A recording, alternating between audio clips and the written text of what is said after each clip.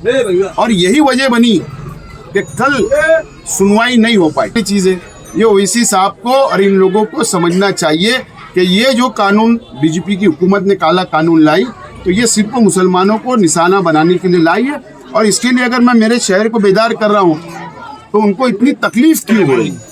अभी door to door door to door घूम के क्या पार्टी के उम्मीदवार वार्ड नंबर 20 में इलेक्शन लड़ रहे हैं। चारों उम्मीदवार इस्लाम पार्टी के हैं और उनके लिए आज मैं वोट मांगने के लिए वार्ड नंबर 20 का मैं आज शुरुआत की। मुद्दे जो है कल इतने बड़े बड़े मुद्दे उस शहर में आके शहर जो है वो क्या रुझान है इसको मुद्दे में?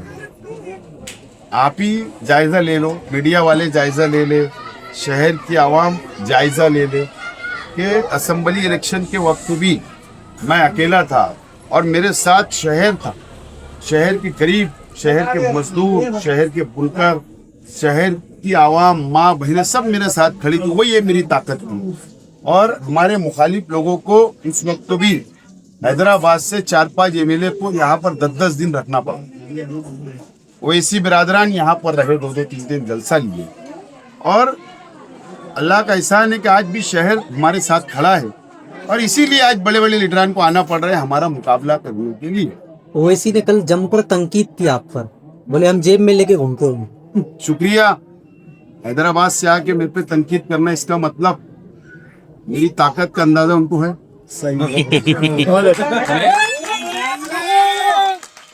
और उसको जाके बोल देना उधर ही चल तुम्हारी उन्होंने जो है नंबर लगते, नंबर 43 नंबर लगते हैं, 43 वोट लगती है।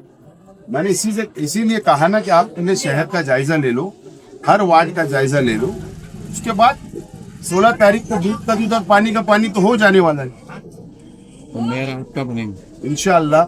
मैंने कहा ना कि हमको किसी की जरूरत महसूस नहीं होगी। एमएलए साहब ने बुनकर मेयर बनाने की बात की थी।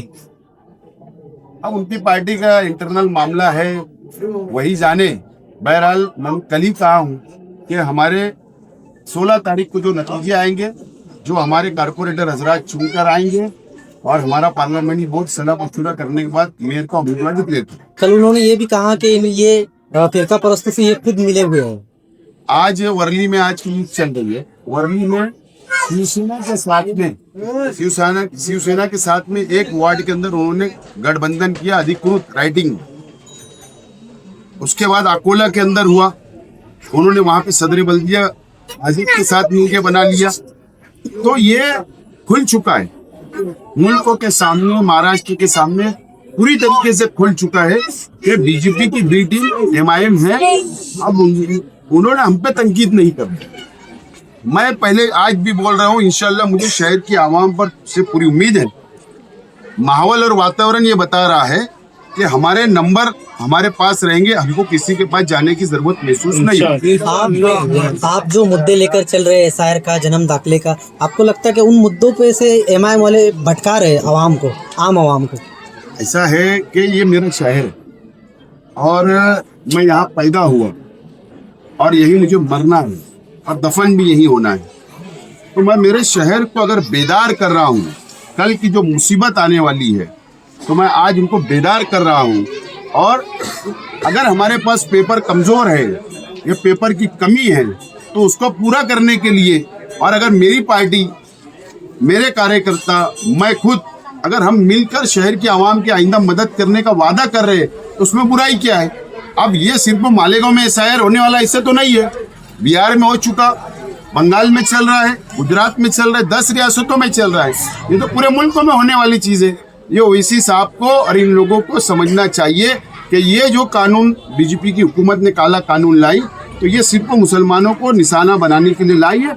और इसके लिए अगर मैं मेरे शहर को बेदार कर रहा हूँ तो उनको इतनी तकलीफ क्यों हो रही है? जन्म दाखिला मामले में क्या उसकी वजह है कि हमारे शहर के एमएलए साहब, ज़्यादा नहीं बोलो तो बेहतर है, बहरहाल उन्होंने एक पीआईएल दाखिल की और पीआईएल उन्होंने इस दाखिल किया कि ये तमाम ये सीआर को तलब कर दिया जाए। और यही वजह बनी कि कल सुनवाई नहीं हो पाई। अगर वो अव्वल डाल देते या बाद में डालते तो शायद कल जमानत मंजूर हो जाती और हो सकता था कि 2-3 दिन में हमारे शहर के नौजवान जेल से बाहर आ जाते। लेकिन उनकी तारीख देख लेना, पीआई की दाखिल की गई परसों के दिन सुबह। अब ऐसा है कि नाकाम हो चुके हैं और नाकामी छुपाने के लिए एक सादा वकील को लगा लेना, किसी भी वकील को पीआई डाल देना और यहाँ पर मीडिया के सामने पेपर खोल के बताना, ये तो आँख में धूल झोंकने की तरह है ये शहर की आवाम।